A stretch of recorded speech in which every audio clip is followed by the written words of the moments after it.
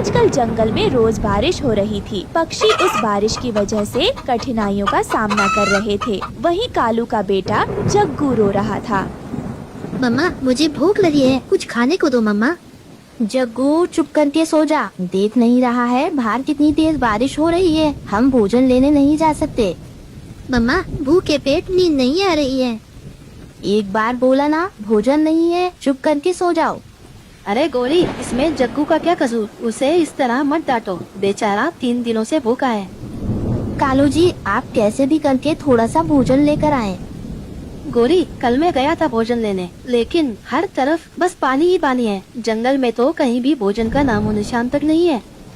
मुझे पता था कालू जी, आप यही बोलोगे। मैं अपने बच्चे को और तड़पता नहीं देख सकती। मैं जा रही हूँ भोजन ढूंढने। गोरी, ध्यान से जाना, बाहर भूखे चील भी शिकार की तलाश में होंगे।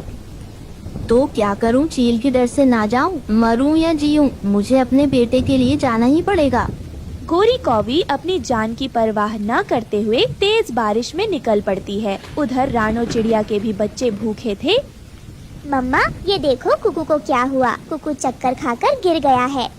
हे भगवान, अब क्या करूं? मेरे बच्चे भूखे हैं। अगर जल्दी इन्हें भोजन ना दिया तो इनकी मौत भी हो सकती है। मैं ऐसा नहीं होने दे सकती।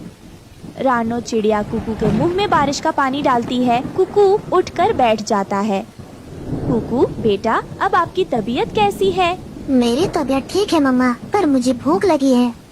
हाँ कुकू बेटा, मैं जानती हूँ आपको भूख लगी है। भोजन न करने की वजह से आप दोनों को कमजोरी हो गई है। इसी वजह से आपको चक्कर आ गए। ऐसी बारिश में मैं कहाँ से भोजन ढूंढ कर लाऊं? दूर दूर तक जंगल में पानी भरा हुआ है। तो मम्मा, क्या हम बिना भोजन के मर जाएंगे? नहीं गुड़िया बेटी, मैं ऐसा नहीं होने दूंगी। आप कुकू का ध्यान रखना। मैं भोजन ढूंढने जाती हूँ। बच्चों, तेज बारिश हो या आंधी तूफान, मुझे भोजन ढूंढने जाना ही पड़ेगा। रानो चिड़िया भी भोजन ढूंढने निकल पड़ती है। रास्ते में उसे एक भूखा चील पकड़ लेता है।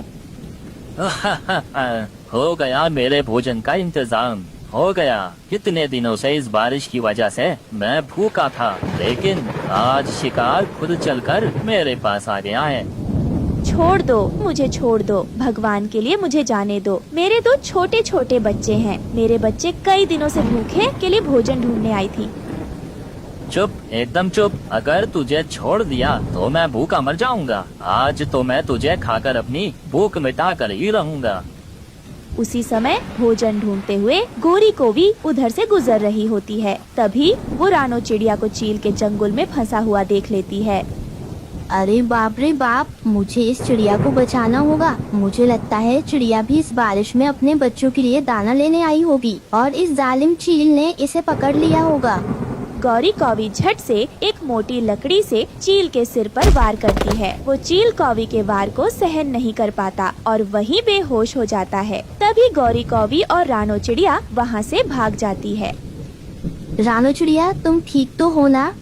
हाँ गोरी बहन, मैं ठीक हूँ। अगर आप समय पर नहीं आती तो मैं आज चील का खाना बन गई होती। आपका बहुत बहुत शुक्रिया गोरी बहन। आपका यह एहसान मैं मरते दम तक नहीं भूलूंगी। आपने मेरी जान बचाकर मेरे बच्चों पर उपकार किया है, मुझे नया जीवन दान दिया है। रानो चिड़िया, अब इतनी भी मेरी तारीफें ना करो। अरे बाप रे बाप, मैं तो भूल ही गई, मैं भोजन लेने आई थी। मेरा बच्चा 3 दिनों से भूखा है। गौरी बहन, भोजन लेने तो मैं भी आई हूँ। बच्चों को कमजोरी से चक्कर भी आने लगे हैं। चलिए हम दोनों साथ साथ भोजन ढूंढते हैं। थोड़ी दूर जाने पर रानो चिड़िया गौरी को रोकती है। गौरी बहन, रुके रुके, ये देखें, यहाँ इंसानों का टेंट लगा पड़ा हुआ है। मुझे विश्वास है हमें खाने के लिए यहाँ पर जरूर कुछ न कुछ मिलेगा। आप चलिए मेरे साथ। फिर वो दोनों खाना ढूंढने लगती है। तभी रानो चिड़िया को वहाँ मैगी पड़ी हुई दिखाई देती है। अरे गौरी बहन, ये देखें, यहाँ पर बहुत सारी मैगी पड़ी है। तभी गौरी कौवी उस मैगी को खाने लगती है। अरे रानो बहन, ये मैगी तो बहुत ही ज्यादा स्वादिष्ट है। चलो इस मैगी को अपने बच्चों के लिए ले चलते हैं, वो इसे खाकर बहुत खुश होंगे। ये कहकर वो दोनों अपने बच्चों के लिए बहुत सारी मैगी ले जाती है और अपने बच्चों को वो मैगी खिलाती है। मैगी खाकर रानो चिड़िया के बच्चे बहुत खुश होते हैं और अपनी माँ से कहते हैं, माँ, ये मैगी तो बहुत स्वादिष्ट है। आप जानती हैं कितने दिनों बाद मैंने पेट भर का खाना खाया है। हाँ मामा, कुकू बिल्कुल ठीक कह रहा है। माँ, मेरा मन शाम को मैगी के कुरकुरे पकोड़े खाने को कर रहा है। क्या आप हमारे लिए मैगी के पकोड़े बना दोगी? हाँ बच्चों, मैं शाम को तुम लोगों के लिए मैगी के पकौड़े बना दूंगी। फिर रानो चिड़िया शाम को मैगी के पकौड़े बनाती है और बच्चों को खाने के लिए देती है। माँ, पकोड़े बहुत अच्छे बने हैं। इस बारिश के मौसम में आप मैगी के पकोड़े बनाकर पक्षियों को क्यों नहीं बेचती? माँ, मुझे विश्वास है ये मैगी के कुरकुरे पकोड़े सब पक्षियों को बहुत पसंद आएंगे। इस तरह आपकी अच्छी कमाई भी हो जाएगी। अपनी बेटी की बात सुनकर रानो बहुत खुश होती है। हाँ गुड़िया बेटी, ये आइडिया तो बहुत अच्छा है। मैं ऐसा ही करूँगी। जंगल में मैगी के कुरकुरे पकौड़े बनाकर बेचूंगी। बारिश रुकने के बाद रानो चिड़िया मैगी के पकौड़े बनाकर बेचने लगती है। पकौड़े ले लो, गर्मा गर्म मैगी के पकौड़े ले लो। जो एक बार खाएगा तो बार बार आएगा। रानो की आवाज सुनकर वहाँ पक्षियों की भीड़ लग जाती है। अरे रानो बहन, इन मैगी के पकौड़े की खुशबू तो बहुत अच्छी आ रही है। जरा एक प्लेट लगाना तो सही। अरे हम भी तो चक्कर देखें, आखिर ये मैगी के पकौड़े कैसे हैं? जी तोते भैया, क्यों नहीं, मैं अभी आपको एक प्लेट मैगी के पकोड़े देती हूँ। वो मैगी के पकोड़े खाकर हरिया तोता उनकी खूब तारीफ करता है। इस तरह रानो चिड़िया की मैगी के पकोड़े की दुकान खूब अच्छे से चलने लगती है। तभी अचानक से एक दिन उस जंगल में वो चील जिस पर गोरी ने हमला किया था, वो वहाँ उसे ढूंढता हुआ आ जाता है। इसी जंगल में वो कौवी और चिड़िया रहती है जिसने उस दिन मुझ पर हमला किया था। मैं उन दोनों को नहीं छोड़ूंगा, अपना बदला लेकर रहूंगा। ये कहते हुए उसकी नजर रानो चिड़िया की मैगी के पकौड़े की दुकान पर पड़ती है। अरे ये तो वो ही चिड़िया है जिसे मैंने उस दिन पकड़ा था, पर उस दिन कौवी ने इसे बचा लिया था। लेकिन कोई बात नहीं, आज इस चिड़िया से अपना हिसाब पूरा कर लेता हूँ। उस कौवी से बाद में निपट लूंगा। ये कहकर चील रानो चिड़िया की दुकान पर जाता है और उसकी दुकान पर तोड़ फोड़ मचाना शुरू कर देता है। अरे चील भाई, आप ऐसा क्यों कर रहे हैं? कितनी मुश्किल से मैंने अपना ये ठेला लगाया था। इन मैगी के पकोड़े को बेचकर ही तो मैं अपने बच्चों का पेट पाल रही थी। आपने मुँह गरीब के पेट पर लात मारकर अच्छा नहीं किया। हे चिड़िया, तू चुप हो जा। मुझे मत बता क्या सही है क्या गलत है। शुक्र मान मेरा जो तेरी जान नहीं ले रहा। बस तेरा मैगी के पकौड़े का ठेला ही तोड़ा है, वो भी तुझे सबक सिखाने के लिए। ये कहकर चील वहाँ से चला जाता है। रानो चिड़िया अपना टूटा हुआ ठेला देखकर बहुत रोती है। तभी गोरी कौवी वहाँ आती है। अरे रानो, क्या हुआ? तुम इस तरह क्यों रो रही हो? और तुम्हारा ये ठेला किसने तोड़ा? बताओ मुझे।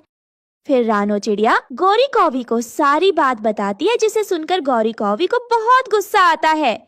रानो, उस चील की इतनी हिम्मत, उसने तुम्हारा मैगी के पकोड़े का ठेला तोड़ दिया। मैं उसे ऐसे जाने नहीं दूंगी, उसे इस गलती की सजा जरूर दूंगी। तू इस तरह हिम्मत मत हार।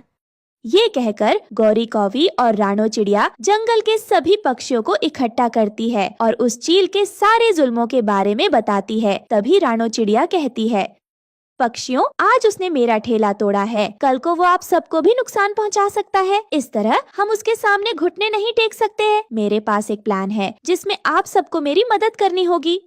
फिर रानो सब पक्षियों को अपना प्लान बताती है, जिसे सुनकर वो सब रानो का साथ देने के लिए तैयार हो जाते हैं। अगले दिन वो चील गौरी को ढूंढता हुआ फिर से उस जंगल में आता है। तभी वो चील गौरी को नदी पर पानी पीता हुआ देखता है। जैसे ही वो उस पर हमला करने के लिए आगे बढ़ता है, तभी वो रानो चिड़िया के बिछाए हुए जाल में फंस जाता है। बचाओ, कोई मुझे बचाओ, निकालो इस जाल से, निकालो मुझे, मैं तुम सबको छोड़ूंगा नहीं। चील भैया, अब भूल जाओ कि तुम कभी इस जाल से बाहर निकल पाओगे। ये तुम्हें तुम्हारे गलत कर्मों की सजा मिल रही है।